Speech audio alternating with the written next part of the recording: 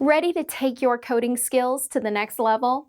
Udemy is the best place to learn new programming languages and frameworks. It's an online course marketplace with thousands of web development and data science courses, all taught by expert instructors. Get started now by clicking the link below this video. I'm running a web design agency here in Singapore called Bitmask, and we build websites with Django and Python. We have been doing this for the last 4 or 5 years. And so the last 6 months or so, I was building a mobile app for one of our biggest clients. And we were using ReactJS for this app. And that means I had to use a lot of JavaScript. I created a little repository on GitHub that is basically supposed to be a step-by-step guide that teaches you how you can set up Django and then how you can create your first few React components and use them in your Django application. So the first step is simply creating a Django project. And all you need to do for that is actually these 4 commands. You could probably even skip the first one if you don't care about virtual environments. So pip is a software that comes with Python to install Python packages. So in the Python package that we need to install is called Django. Once we have that installed, we have another command available on the terminal, which is called Django admin. And this command has a subcommand called start project, and then we give our project a name. So I just call this like Django React, DJ React. This is the name of our Django project, okay? And what this command here does is it creates a DJ React folder on your hard drive, which already has a few files inside that Django automatically generates for you. It's like the minimum amount of files that you need in order to run a Django project. And the last command here is not necessary really, but I like to rename the DJ React folder into Django because it's a Django project. So what you will end up with is something like this. The Django folder, which has a manage.py file and the DJ React folder. And inside of that folder, you will have the very important file settings.py. I will talk about this file a lot today, so try to remember this. A URLs.py, and this file we can ignore. So I explained a few other things, like if you install something with pip, you should also create a requirements.txt file and put this same requirement into that file. So when you look into this file, it looks like this. There's just Django inside, the latest version. That's just best practice. It's not really relevant to this project. Do we need to do something now? No. When you need to do something, I will tell you. It's after we stop the recording, basically. So after you ran basically these 2 commands here, you should be able in your terminal to do manage.py run server. Oh, I already have it running actually. Yeah, you should be able to do manage.py run server. And then in your browser, you can go to localhost and you will see the Django welcome website. That's basically if you didn't do anything, this is what Django will look like. It will show your welcome screen just to tell you that your settings file is correct and that everything worked. Okay? So that's the first step, just installing Django and creating a project. Super easy. And as a second step, I basically want to create a view so that we can see like a hello world text in our browser. So this is supposed to be our old Django app, right? I built this because I want to enhance my old Django apps and use ReactJS component instead of normal Django HTML code, okay? So in order to hook up a view in Django, you need to go into the URLs.py file and you need to add this line here. And I actually added 2 views for demonstration purposes. So this basically says that at the URL view2/ we should show this template, and at no URL at all, so basically the home page, we should show this template. Okay? Then you need to add a setting that tells Django where it can find the templates, and then you need to create the actual templates. So those of you who have already written HTML should be familiar with this. Basically, we will have a base HTML file, and then the 2 template files for the 2 different views. So Django has this cool thing that is called template inheritance. That means, usually when you build an HTML site, they always need all this boilerplate code here, right? Every HTML website needs to have an HTML tag, a head tag, a body tag, and so on. But for our views, we don't really want to repeat all this every single time. So that's why we can put this into one central file, and then the subfiles for each view, they will extend the central file.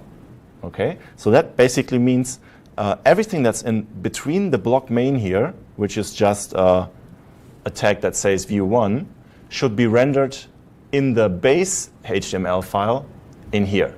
So this part will be replaced with this part. Okay? So if you look at the code again, so that you can visualize how it looks on the file system, basically what we did in this step is we created the templates folder and the 3 files that I just showed, right? So when you go into the file, you can see it's just this template file with the block, and the other 2 files, they extend the base file and they fill in some content into the block. Okay? And that's the step. When you did this and you run in your terminal, you run manage py run server, you will see view1, which is the thing that we put in view1.html in the file, right? Or if we go to the other URL, view2, we will see view2. Okay, so this should already, if you have never done web development and you want to get into it and you thought that Django might be a good technology, this should get you excited. It's like, wow, I just have to create a few templates, I put something into the urls.py file, and I can see something in the browser, right? And from here, you could start actually making your website beautiful, add more content, and then afterwards you will ask yourself, how can I have some more dynamic stuff? How can I save something into the database and get it out of the database? So from here onwards, you will dig deeper into the Django documentation and learn more about Django, but which we won't do today. So the next step is the one where people who want to use ReactJS often struggle or give up. So this took me, I don't know, maybe a few weeks to get my Webpack config nice and correct and understand what's going on. Like 6 months ago when I started using ReactJS for my project. So why you need to use ReactJS for your project? We wanted to build a mobile app, and we didn't want to use AngularJS. So there's a software called Cordova that allows you to write a mobile app but use web technology. And I just heard about ReactJS, and people were pretty excited about it and said it's very, very fast, and it gives you the chance to build a mobile app that almost feels native. So that's why I thought I'll just give it a try, and it turned out to actually work and look really good. That's why I decided to use ReactJS in the first place. And a few months later, Facebook released React Native. And then we threw away my ReactJS mobile app and we migrated everything to React Native, which is a very similar technology, but it uses the actual iOS and Android native views, so it feels even more native. It's really cool technology, but it uses almost the same code as the app that we had already built. So the migration was actually very painless. So this is the most difficult step here. The problem is with React, you write your front end using JavaScript, okay? And usually you will have one JavaScript file, which is the so-called entry point into your app. And from there, you import a lot of other smaller files and you use them. And inside of those smaller files, you might import even more smaller components. And it's all JavaScript code, okay? But the problem is the browser doesn't really know about how to do imports and all these kind of things. The browser really just wants to have. The browser says, give me one component.js file that I can load, and then I try to execute that file, right? We cannot give a lot of files to the browser and expect the browser to execute those files correctly. So what we need to do is we need to bundle our whole app into one big JavaScript file that includes everything. And then we can put this file on a content delivery network or wherever we host our static files for our website and make sure that the browser can download this file and execute it. So this is what this software called Webpack is all about. It asks you, where is your entry point into your application and where should I save the bundle? And then it goes into your files and gobbles them all up and tries to put them into one big file, okay? The problem is,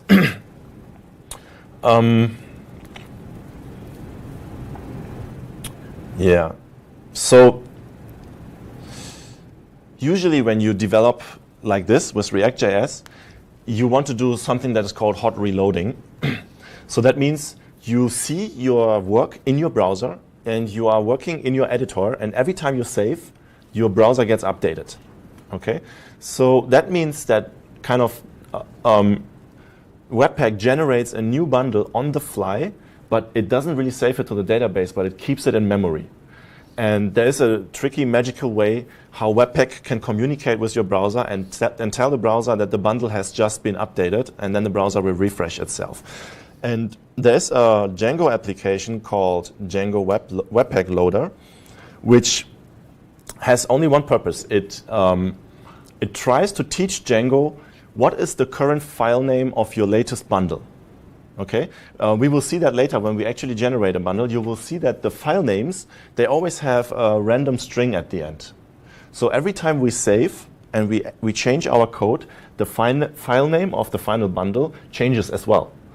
And that's a problem with Django, because usually when you just hook up, let's say, jquery.min.js, it's always this file name. Django always knows that this is the file I have to download and execute. But with our own bundles, we will always have these random strings at the end. So the Django needs to be up to date and know what is our latest file that we have saved. Is this uniquely to your project? Or is this the way that React saves files, or like? I could configure Webpack in a way that it always saves the files with exactly the same name. But it's usually not a good idea, because then when your user refreshes the browser, like the user comes back to your website the next day, then the old file has been cached by the browser. So the browser sees like app.js, all right, I downloaded this last week already, so I will use it again. So then the user will be using an outdated version of your app, right? But by just changing the file name every time, the browser will think that this is a new static asset that it needs to download again, and then you never have these problems that users have are running outdated code. Cool tricks. Yeah.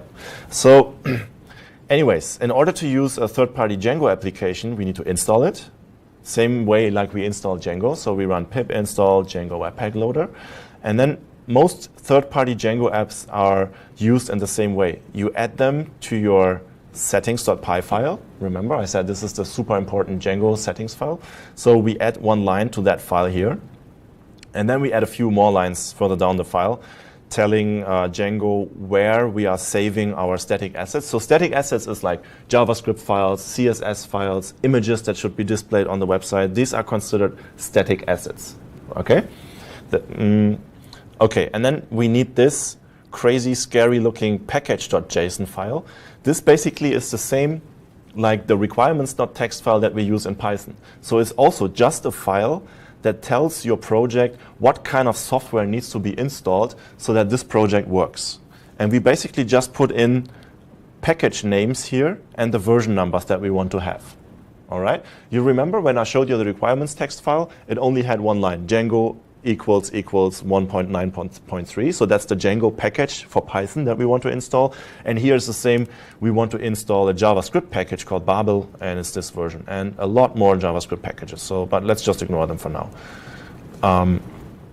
So the config that we need to generate for Webpack looks kind of scary at first, because I split it up into two files. It's going to be a base config, and then further down we have a second file which has almost the same name, but there's local in here. Okay, this will make more sense later when I talk about deployment, because usually in the real world you have your own computer, you have a staging server, and you have a production server. Okay, and you need to generate 3 different versions of your app for the 3 different environments. Because, for example, when you develop locally, your API might have this address. Localhost 8000 API version 1, right? But on your staging server, it might be this address, sandbox.myapp.com API version 1. And on the production server, it's just myapp.com. So you have the website is basically running on 3 different machines, your own machine, the staging machine, the production machine. And that means that your app, which is in the JavaScript bundle, right, needs to know to which API am I talking to right now? So these kind of things have to be hard-coded into the app. And so that is the reason why we need 3 different config files, okay? But most of the config files is exactly the same for all 3 environments. So that's why we have a base config file, which has most of the stuff. And then we have specific config files for the other environments, which override a few things that need to change for that environment, okay? So let's just have a quick look at the base config file. This module exports thing here is a JavaScript thing. That means that down here, we can import that config file.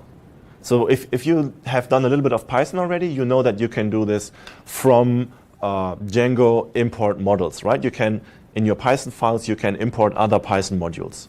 And this is the same in JavaScript here, but it looks, I mean, the syntax is a little bit different. It basically says that we want to import this JavaScript file, and we want to put it into this variable name, okay? And then the question is, what will actually end up in this variable name? And it will be the thing that this file here exports, okay? And what does it export? It exports something that looks very much like a Python dictionary. You know, the Python has dictionaries with curly brackets, and it has lists with square brackets, right? So JavaScript basically has the same thing. I think in JavaScript this is not called dictionary, it's probably, I don't know, it's called object, I guess, right, Mike? Yeah. So we are basically creating an object that has several attributes. So context is one attribute, entry is one attribute, output is one attribute, and each attribute has certain values. And the important one here is the entry point, right? We are telling Webpack where is the JavaScript file where my ReactJS application begins. You will notice that there is no .js ending here. You can leave out the ending. Because you are free to name it .js or .jsx or in any way actually. So by leaving out the ending, Webpack will be able to just find the file that's called app1.anything and assume that this is your entry file, okay? We will ignore this for now. And then this output pass is important. So this tells Webpack where the final bundle file should be saved on your hard drive, okay? So, okay, maybe I should talk about this vendors thing here. The problem is React Native is like jQuery. It's a pretty big library. It's, I don't know, maybe 180 kilobytes or even more. So, and it will never really change. As long as Facebook doesn't release a new version of ReactJS, this library will not change. So it would be cool if your browser can download this big library and cache it, so the next time when the user comes back, this is already in cache and doesn't need to be re-downloaded again. But the stuff that changes all the time, which is our own app, right? This should be in a different file. So by using this Commons Chunks plugin here, and by saying that React should be a different entry point, Webpack will generate 2 bundle files. It will generate one super big bundle file that contains ReactJS and everything that's related to ReactJS. And it will create one small bundle file which only contains our own code that we have actually written, which in comparison to ReactJS is tiny, right?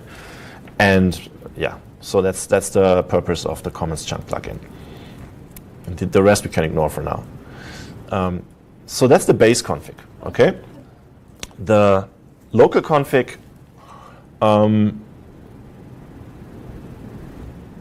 okay. So the local config, first of all, it imports the base config into the variable name config, and then it overrides a few of the attributes. So up here you can see that we defined the plugins attribute, and it's a list of plugins, okay?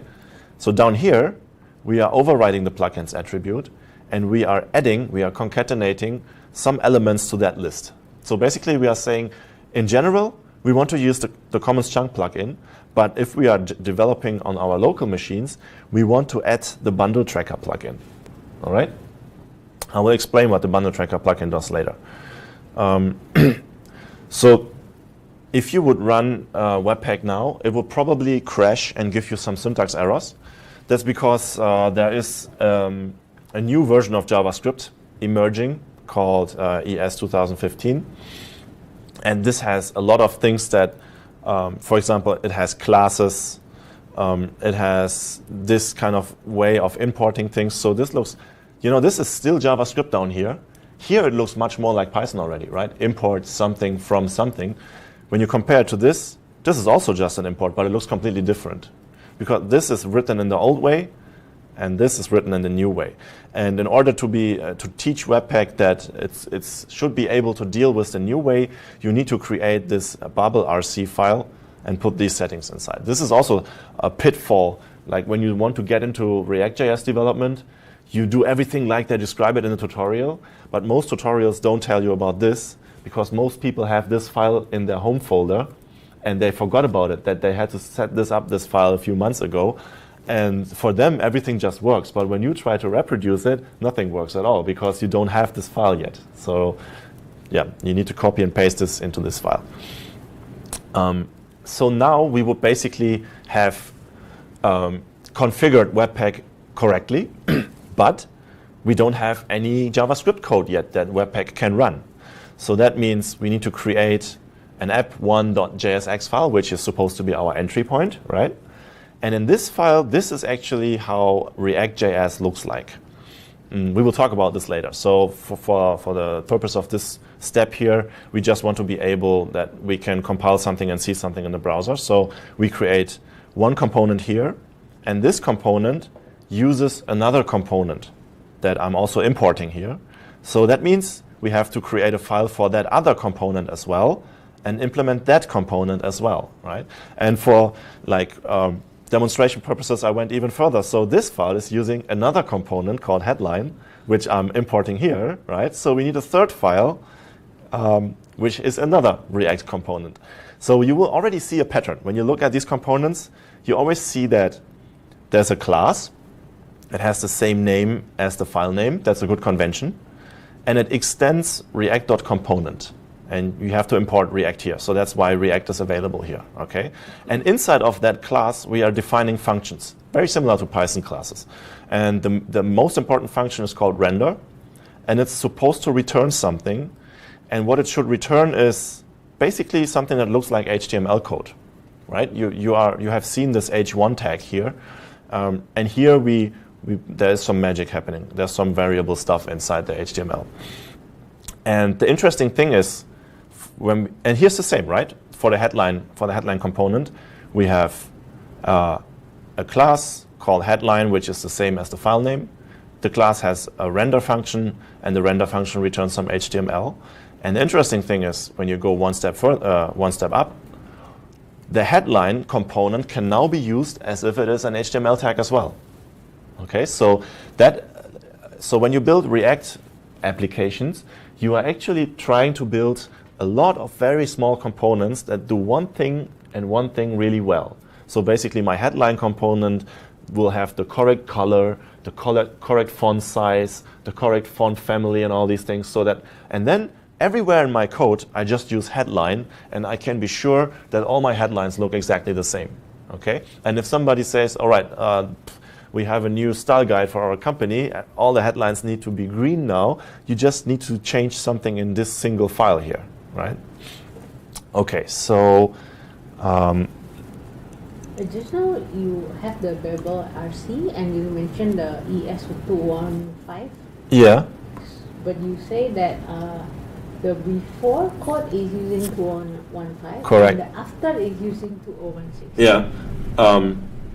No, the before code is using whatever was before ES 2015. I don't know how it's called. JavaScript, old JavaScript. I don't know. But why don't you use 215?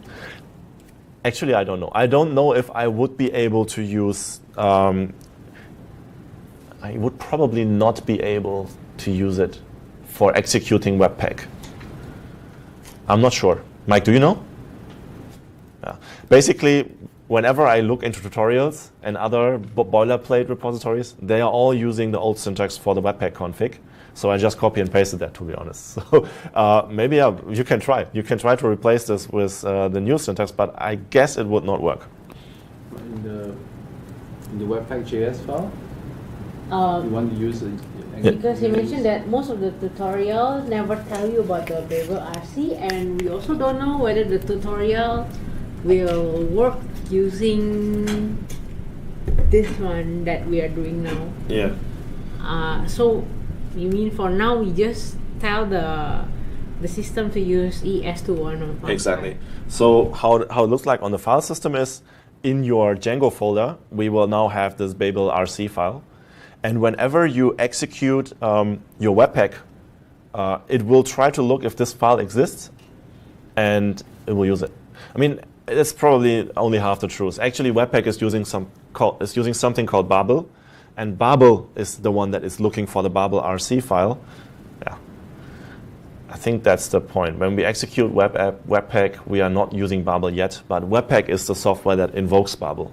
So while we are executing Webpack, this file is not being used, and that's why I think the new syntax will not use when you execute Webpack. But I might be wrong. Let's not discuss this in great length, because I don't want to tell wrong things and end up on YouTube like that.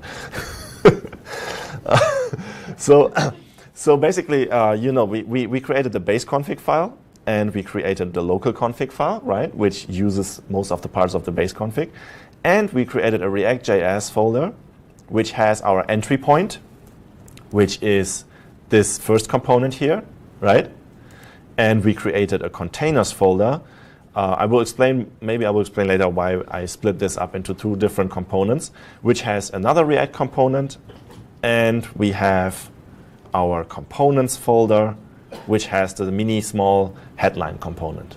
Okay, so you can see actually ReactJS is not that scary. The mini smallest component is just 5 lines of code, and it's relatively easy to understand what it does. Okay, and that's what they say on the Facebook website. Give it 5 minutes. They're like, if you try to mess around with this, you will fall in love with it, and then you will dig deeper and learn all the difficult parts. They don't tell you that it's actually very difficult to understand. They just tell you, look, it's so easy. It's just 5 lines of code. Give it 5 minutes, and then you walk down the rabbit hole, and you don't find the way back anymore. Okay. And you end up becoming a JavaScript developer when you are actually a Python developer, right? So this was step 3. And hopefully, when we run this, what happened? Let's see.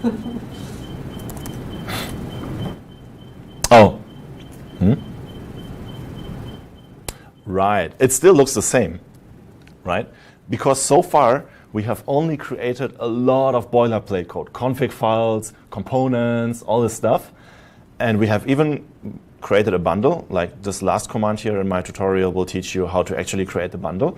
But in our browser, we can still see the old view 1, right? That's because in our Django template, we haven't made any changes. We should now include the new JavaScript bundle that we have created in our Django template. And that's the thing where most people that use Django didn't really know so far how to do it nicely. So let's see how that works. So if you go back to your view1.html, you remember that there was only one tag here basically saying to render view1, right? This is this view1 here. Now we put something different here. Now we put an empty div container here, which an ID called app1, all right? And this is something specific to Django. Because we are using the Django Webpack Loader third-party app, which we have installed using pip before, we are now able to load a so-called Django template tag. And the template tag is called render bundle. And we can use this template tag to load specific JavaScript bundles with certain names. And when you remember back to our Webpack config, we had 2 entry points. The first entry point was called app1, and the second entry point was called vendors. Okay? So those are exactly the same 2 names that we will use here in the Django template, right? And what Django Webpack Loader actually just does is it teaches Django which name here corresponds to which bundle file on the file system that we hopefully have generated. If we didn't generate it, then it will crash and say that the file cannot be found. Okay? So basically, when the server returns this template. It's going to be an empty website, just a white empty page, which has to load this JavaScript stuff here first. And once this stuff is loaded, then it will replace this emptiness in between the div here with our actual JavaScript React components. And then we will see whatever the components output. Okay? Oh yeah, there's a final thing that you need to put into your Django settings so that Webpack Loader knows in which folder the bundle files will end up and where it can find these Webpack stats JSON files. So I haven't really explained what these do. The thing is, every time you run Webpack, because we are using the bundle tracker plugin in our local Webpack config, it generates this file here, and the file basically only says that the app with the name app1 has its bundle file called like this, and this is the random string I was talking about. This one changes every time you save the file, right? And it also tells Django where this bundle can be found on the hard drive. Okay, so Django basically only loads this file, and because of that file, Django knows when I say render bundle app1, it knows which JavaScript file to import. Okay? Yeah, so if we do all this, and so this is step 4, right? Yeah, this is step 4. And we run manage py run server, and we go to the browser. Now we see something new, which is the same. Let's have a look at our JavaScript components.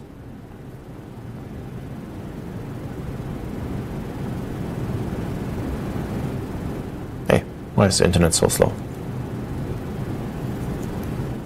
Here, see, I was using the headline component with the text something new inside. So we can confirm we are no longer seeing some old Django template HTML stuff. We are now seeing the output, the result of our ReactJS application.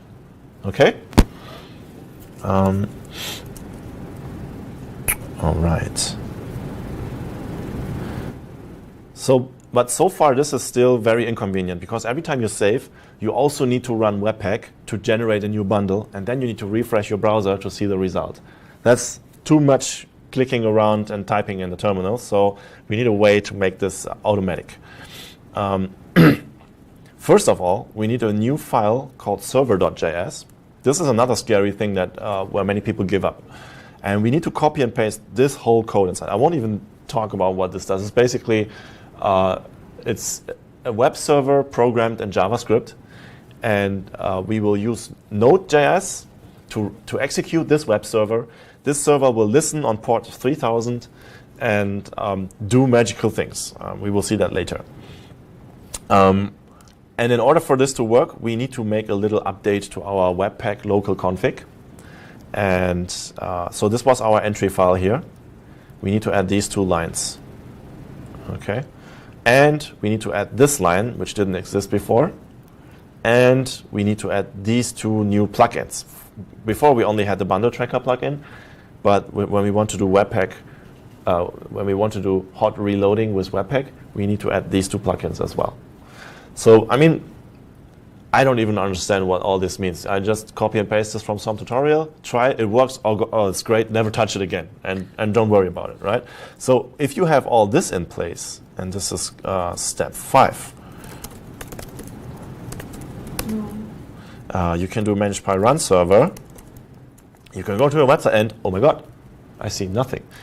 This is because I forgot that I also need to run node server.js. So when you want to develop your site now, you have to remember always to execute both servers, the Django web server and the Node web server. Okay? When you do that, now our app is rendered again. Okay? And now look at this. This is the cool thing. When we save our code, let's say we change this to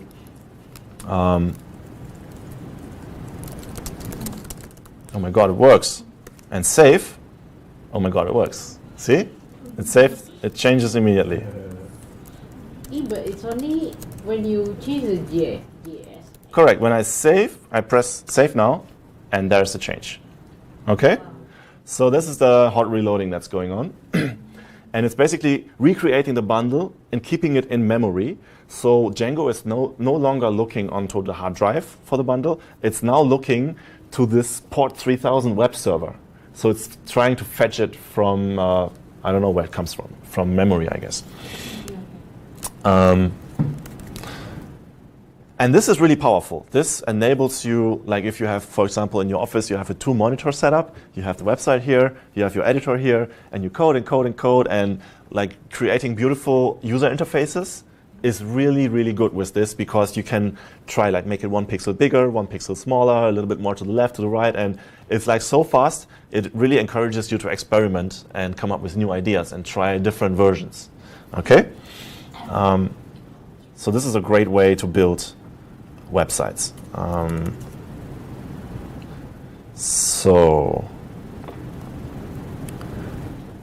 yeah, many people already got that far, and then the next question is, okay, but how do I deploy my stuff to my Django, to my already existing Django infrastructure, to my servers? Okay, and as I already explained in the beginning, the only thing that we need to do is we will create 2 more Webpack configs. One is called stage.config.js and the other one is called prod.config.js. And those configs, same as the local one, they import the base config and they change a few of the variables here. For example, they say that we will have a specific folder for our bundles, which is called bundles/stage. And we will also have a specific folder for our production bundles. And for example, this plugin here, the define plugin, basically allows you to set something like environment variables that you can use in your JavaScript code. So this enables you to have things like, if environment is production, then use this API URL. Otherwise, use that. Or if environment equals local, then do some special debugging output that you don't really want to use for the real production website, all these kind of things. Or for example, I like to describe my API-based URLs in here. So if I run Webpack with this config, all my API calls will go against this URL. If I run it with this production config, all my API calls will go against a different URL. Okay, so that means every time when we want to release a new version, so this is how you call Webpack. This is the command. And then you basically say, I want to run Webpack with this config. Okay? And so that means when I made some changes to my app and I'm ready to test it, I have to create 2 new sets of bundles, one for the staging server and one for the production server, assuming that it's fine. And after I tested it on staging, I want to have the same stuff on production as well. So that is a lot of stuff to type in the terminal, right? Every time I have to create these 2 outputs here. So that's why I use something called Fabric. It's a very powerful and helpful package in Python. So we will use pip install Fabric, and we will create a so-called fab file in our root directory. And we will put this little bit of code into the fab file, which basically only says that we have a Fabric task which is called Webpack. And whenever we run fab webpack on the terminal, it should execute these 4 terminal commands. Okay, so maybe you have already heard about makefiles. Maybe when you compile source code on Linux or whatever, you often have to deal with makefiles. So this is a similar thing like makefiles. Let me show this to you. When step 6. Okay.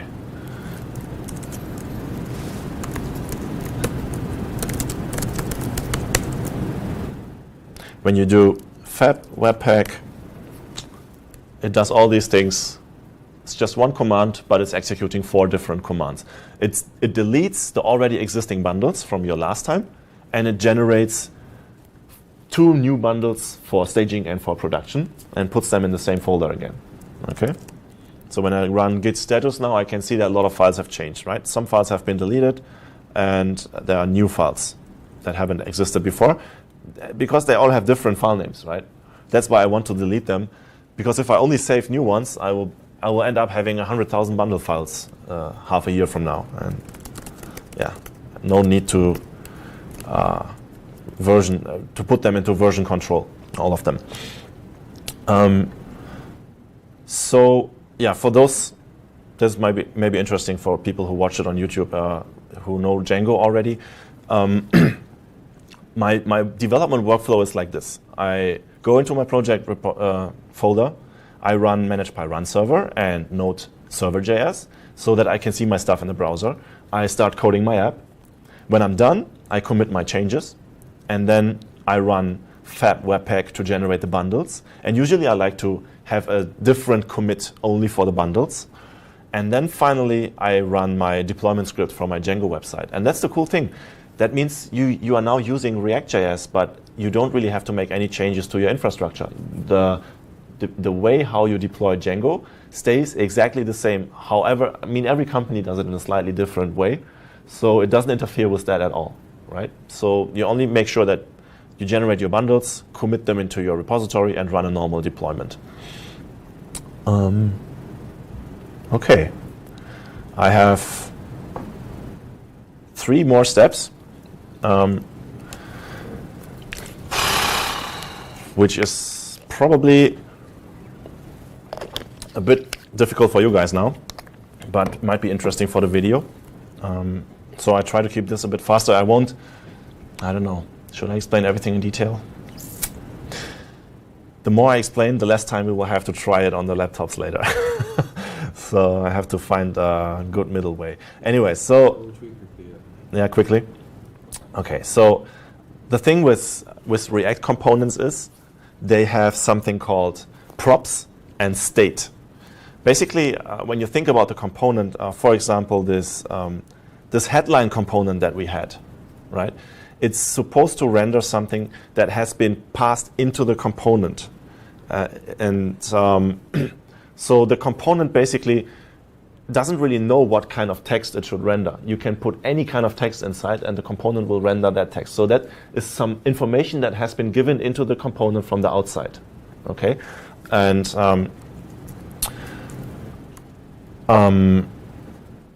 this works for small components that only deal with themselves. But what if you have, for example, a button component, and when you click at that button, some kind of counter on your website should increase, and the counter is a different component. So these two components, they don't know about each other necessarily. They don't necessarily know about each other. So how does the counter know that it should increase when somebody clicks at the button, right? So we need some kind of event system. Like the button, when you click it, needs to emit some kind of event, like I have been clicked, and the counter needs some kind of event listening system. So when the counter will listen to I have been clicked, and when the counter hears that event, he will increase itself, for example. Okay. So if you read about React, you will quickly learn about something called Flux. That's like a way of thinking how you can manage your state in React applications. And there are a lot of different Flux implementations. So it's basically another JavaScript library that you need to import in your project, and then you need to understand the documentation of that library, and then you can use it. The question is, which one of those that exist should you use? There are like 10 different ones. Maybe, I mean, 3 months ago it was 10 different. Now it's probably 20 different.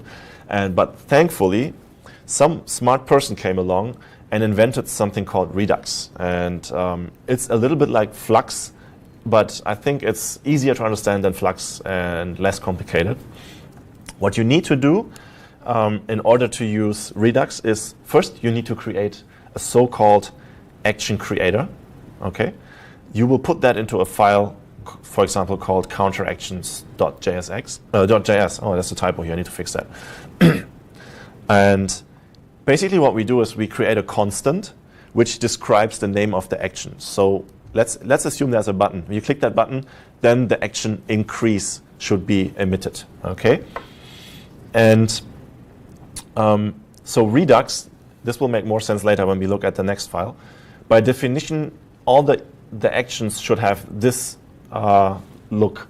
There should be JavaScript objects, or if you think about Python, there should be dictionaries, and they should have a key called type, and the type should be some string actually, and this constant here is a string. Okay, so this is a bit confusing. So let's look at the next file. So what you should keep in mind is the action creators describe what kind of actions can happen. Okay.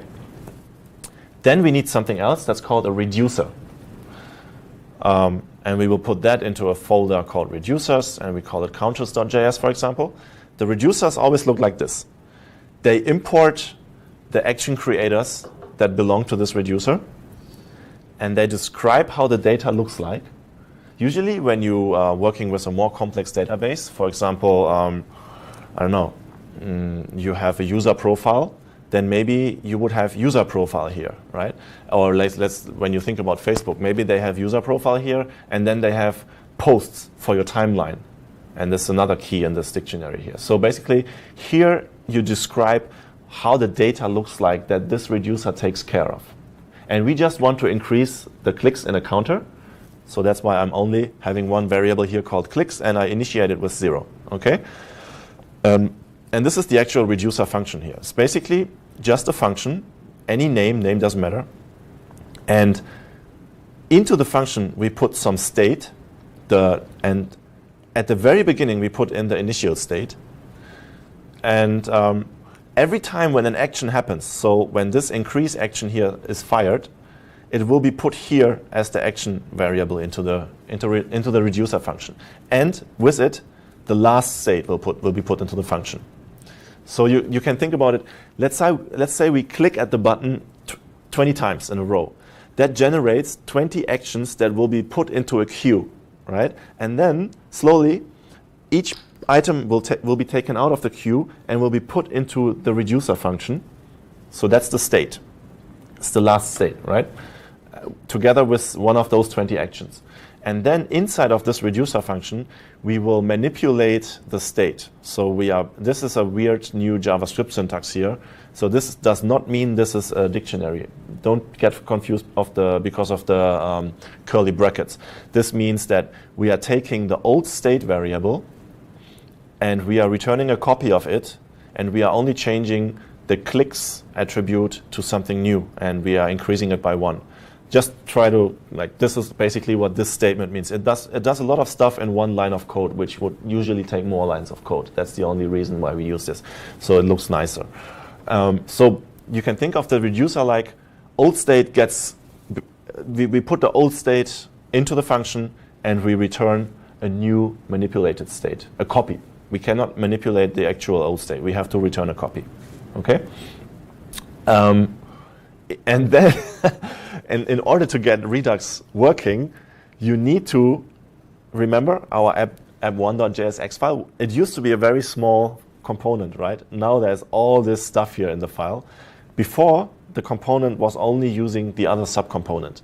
And now we have to import all this, which is Redux related, and then we have to add this code. This is all for, because your app will usually have more than just one reducer, it assembles all the reducers that are available and generates like one big store. You can think. So the store has several reducers. So remember, we only have one reducer, and the reducer is called counters, and it only counts the clicks. But if you have a really complex application, you might have a lot of different reducers, like maybe one reducer that only deals with user profile data, one reducer that only deals with your products if it's a web shop, one reducer that only deals with, comments if it's a blog or whatever, right? And your app might be complex. It might have a web shop and a blog and a user profile and so on and so on. So that's why you want to have your data capsulated in small hopefully as small as possible reducer files. That's why you split it up into several files. Right? And this code basically makes sure to collect all these files and generate one big store out of it.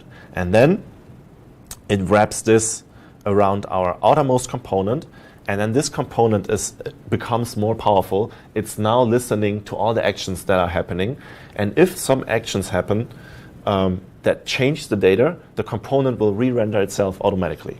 That's kind of the idea.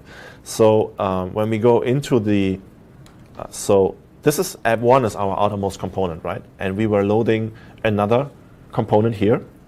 This one needs to change a little bit. We need to import connect and put it on top of the class as a decorator. So this add symbol here means it's a decorator. And we basically just say that inside of our class, we want to have a variable called counters. So I made up this name here, counters. I could name this in any way. And counters is the counters reducer from our store, right? Because I said that we are assembling all the reducers, and they will be in the state variable here. So we could have state.userprofile, state.product, state.whatever. In our case, we only have one state.counters. And obviously, I just keep the same name. And then inside of my React application, I can now make use of this counters variable. Okay? It's now part of the ReactJS properties. This will confuse you because you need to read the ReactJS tutorial to understand what properties and state means. But basically just think about it like this is a bucket of variables that this ReactJS component has access to. And one of those variables is called counters because we connected it to our reducers. Okay? So yeah, let's just try if this thing works, because it's always so much nicer when something happens on the screen. Step 7. Okay. So I run manage by run server. So this is my button here, and when I click, it increases another component. Okay. So that one is just temporary in your browser. When you Yeah. refresh it, it becomes 0. yeah, when I refresh it, it gets back to 0. Exactly. And that's a good point. The last step will deal with that. Like usually you need to fetch your data from the database. So every time you reload your app, it refetches the data and displays the data that was saved in the database last. Here I'm just initiating with 0, and then we are counting up from 0. And next time when you reload the application, we are initiating from 0 again, right? All right, cool. So that works. There's so 2 more things. Styles. So you all know a little bit about HTML. So that means you also know a little bit about CSS probably, right? Who knows about CSS? Okay, so there's almost the same people that also know about HTML. And this is something where the community is in a heated debate, because React basically makes it very easy to define your styles right there in JavaScript. So you are no longer writing CSS files. You will no longer have central style sheets for your application. Instead, you can put your styles as a JavaScript object right next to the component that's being styled. And this is really powerful because I don't know, maybe I'm a very bad web designer, but every single project that I have ever done ended up having a 3,000 lines style sheet that nobody dares to touch. Like you are usually only adding more stuff to the style sheet because you are scared to delete anything, because you never know when your site has your website has 300 pages and sub-pages and whatever. You never know, if I delete this, will suddenly something on my website look ugly? I better don't touch it. I mean, obviously, there are people that are only writing CSS and they are very good at it and they know how to maintain their CSS files properly. But usually, most of the teams I've worked with, they just accepted the fact that the CSS file is a huge, a huge mess. And you don't have this problem here anymore. If you wonder, can I change this color to red? Then you will just check where is it used. So this is the style called counter, and then it's being used here. So you look at this component here, and it's a relatively small component, and they are usually always pretty small. And it's a relatively small chunk of Java CSS code.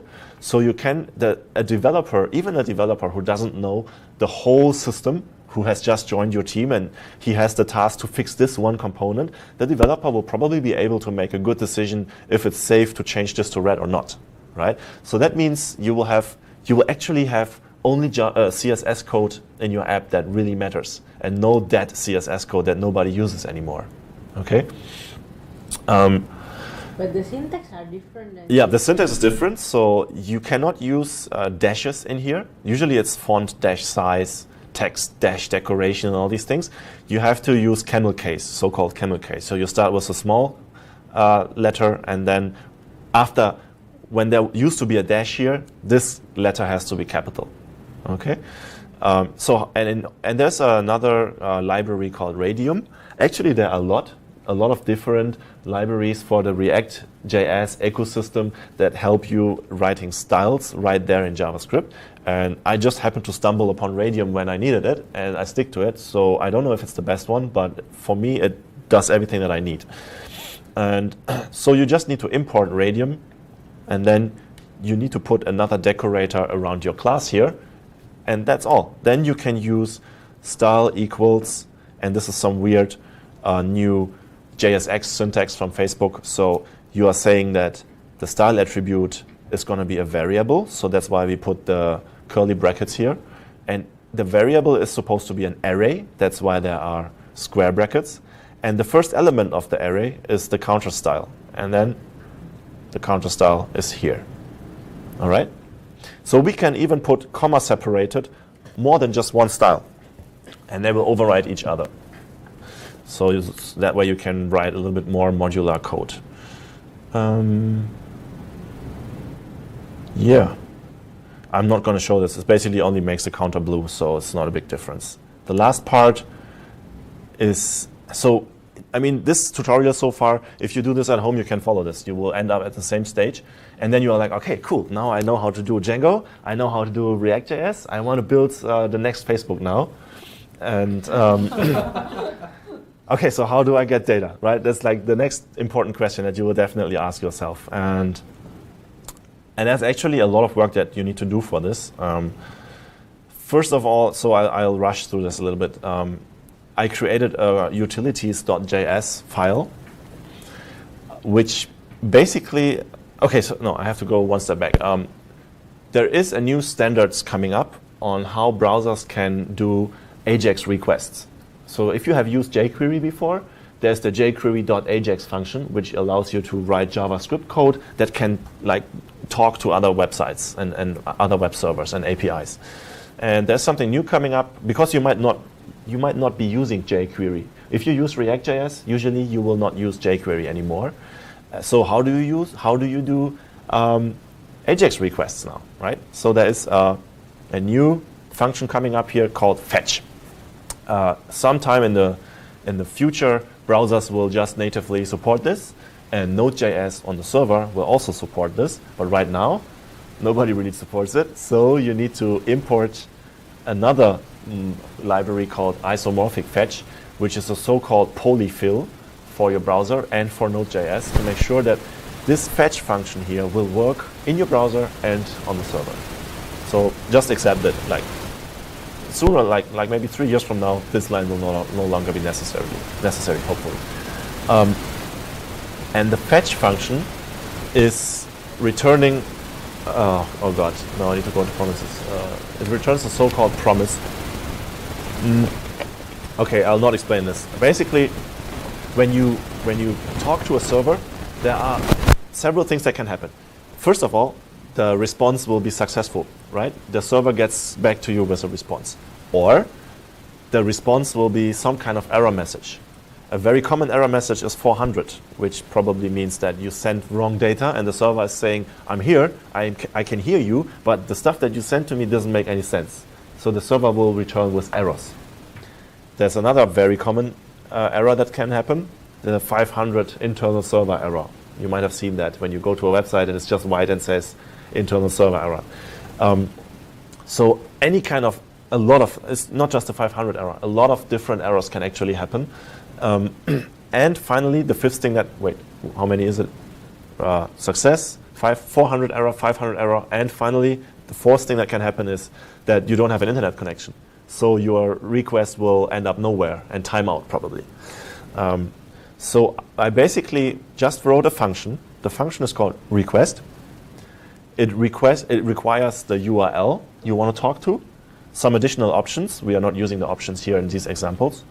And then 4 callback functions. So this is a weird thing that actually you can do this with Python as well.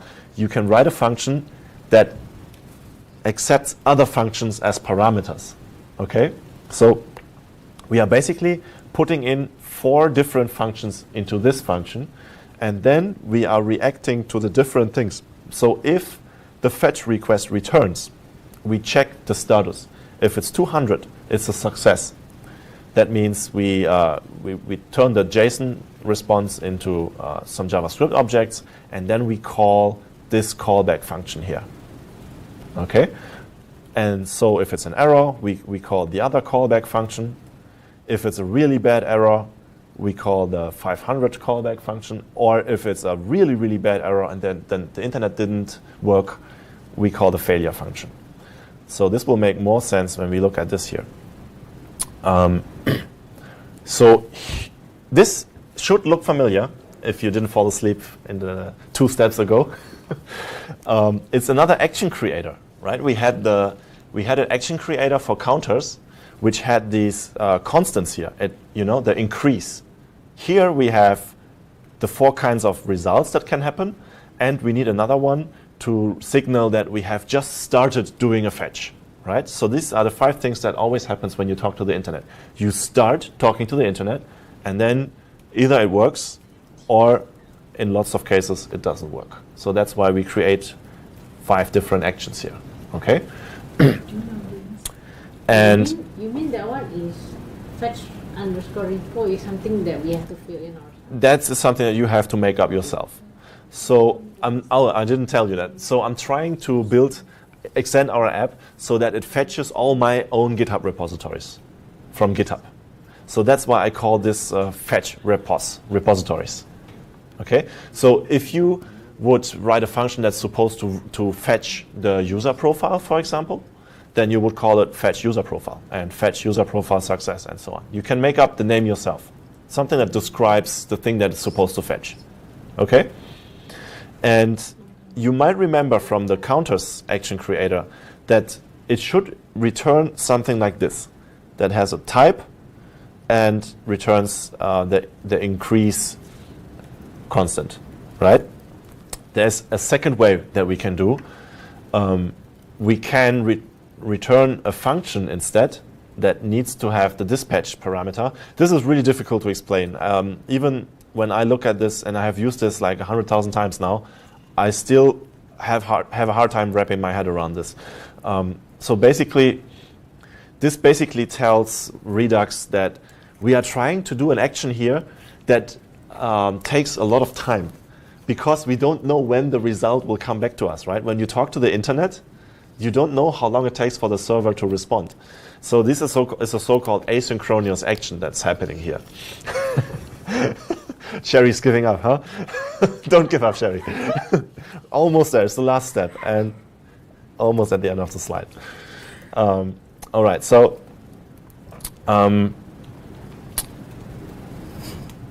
yeah. So I'm basically first I'm dispatching the action that tells my system that I'm going to talk to the internet now, right? It's the first one.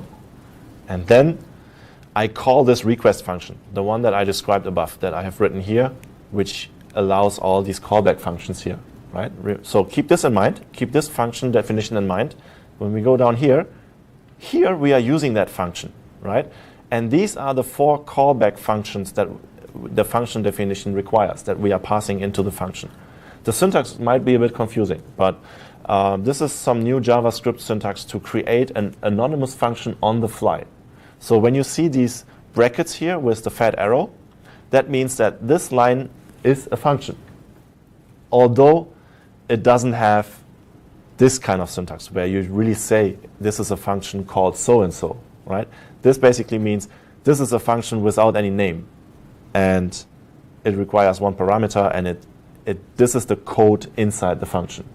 Okay, so basically you can see that we are having 4 functions here, and it's exactly these 4 functions that our request function requires. Okay. All right, and then we would create a new reducer, which has the repositories from GitHub that I'm trying to fetch, and a variable that says, is it currently loading or not? Okay, and here you can see that we are now listening to the different actions that can happen.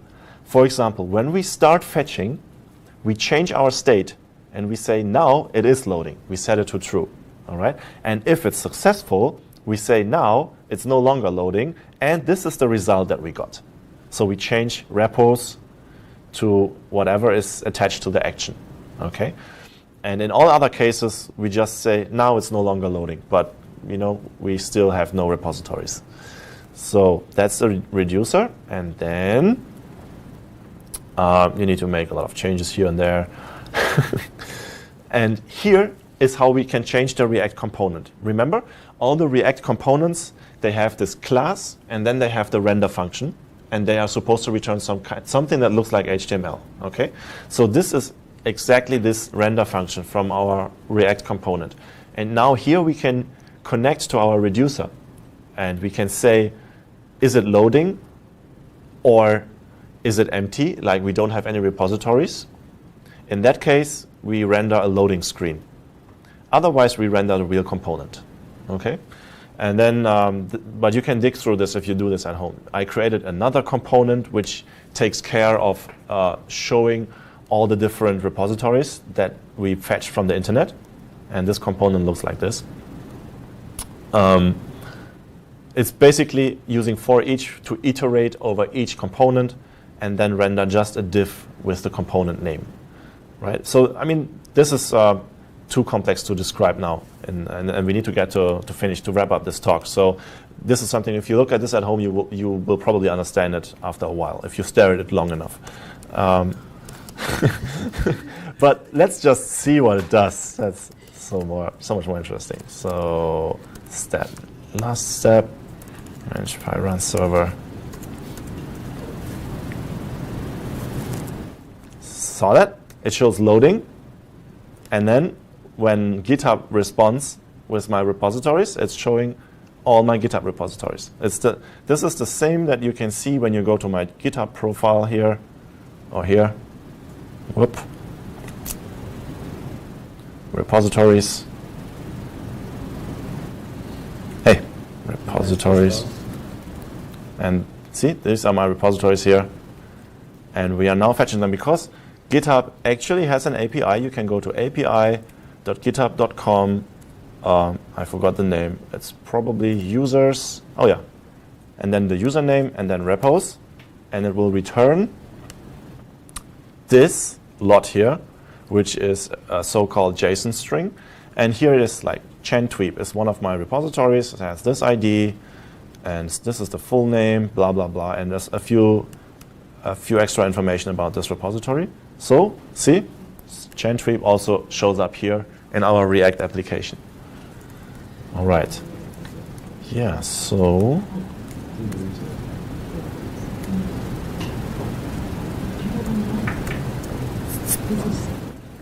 okay, so for the record, to wrap this recording up, if you follow these steps on this GitHub repository here, I have actually basically everything that I just told you is also written down here. So you can go through this step by step. All the code you can just copy and paste. If you're not sure how your folder structure should look like, just open this in another tab and compare how your hard disk, the files on your hard disk, how they look like in comparison to what I've created in this step, right? And then at the end of the step, you should always be able to do manage by run server, node server.js, open it up in your browser, and then you should see something, okay? So I really encourage anyone who wants to deal with Django and ReactJS to just go through this step by step, and yeah, hopefully be inspired that this shit actually works and is actually relatively easy to set up. You don't need to change your Django deployment process, and you can step by step start replacing old stuff on your website with fancy React components. So maybe one example that I just deployed 2 days ago. So this is our old Django website, and we are selling whiskey here, for example, if you have a lot of cash. So I basically replaced the whole filters and shopping grid here. So because I wanted this to be real time and everything. So now I can click at a filter and it reloads immediately and shows me the result immediately. Okay, this is not a good example. Let's go to art. Or for example, I can click at next page and it just loads the next page, right? Without actually doing a page reload. So the browser is not reloading the page. It's just sending an API request to our server, and the server is sending back something like the JSON string that we just saw from the GitHub API, right? So I can filter for prices, you see, and it always changes immediately. So it's pretty fast. The re-rendering of the React components is extremely fast. And this is so much different from jQuery. With jQuery, when you got back the AJAX response, you still need to find the DOM element that you need to remove or to replace or to update in some way. React doesn't care about this. All you care about is updating your reducers, right? So basically, when you think about your application, you only think about a data structure, right? You think about what do I need to display to the user, and it's just a data structure in your reducers, and then you write those React components around, and they have access to the reducers, and they display the correct values. That's all you do, and you are no longer caring about DOM manipulation at all. You are only caring about updating your reducers. That's all you need to do, and the DOM knows how to update itself. Huh? Okay, thanks for watching, I guess.